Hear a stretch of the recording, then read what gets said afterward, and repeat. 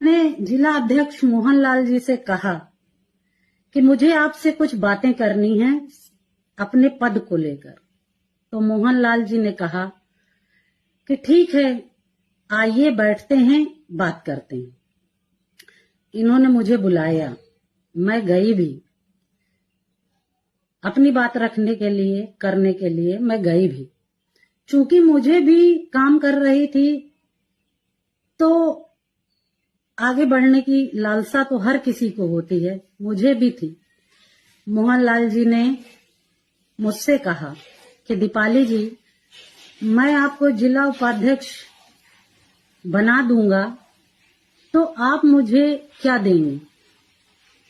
मैंने कहा, भाई साहब, मेरे पास देने के लिए कुछ नहीं है, क्योंकि अभी अभी मेरा घर मकान बिक चुका है, आपको पता है। मेरे पति का भी काम धाम बंद सा चल रहा है, आपको पता है। मैं आर्थिक रूप से इतनी कमजोर हूं कि मैं आपको कुछ दे नहीं सकती। मोहनलाल जी ने कहा, अरे दीपाली जी, आपके पास देने को बहुत कुछ है। मैंने कहा, भाई साहब, मैं समझी नहीं, कहना क्या आप चाहते हैं? इन्होंने कहा, आप समझदार हैं, आपको मुझे बताने की आवश्यकता नहीं है, आप इशारों को समझिए।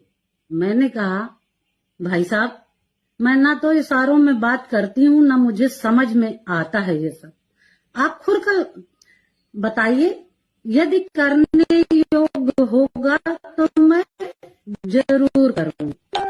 तो मोहनलाल जी ने कहा कि यदि मैं आपको जिला उपाध्यक्ष बना देता हूं तो आप मेरे साथ लखनऊ, दिल्ली, हर जगह चलेंगी, किसी को शक भी नहीं होगा।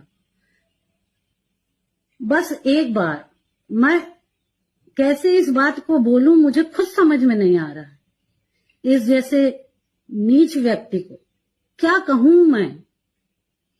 इसने कहा, बस एक बार मेरे साथ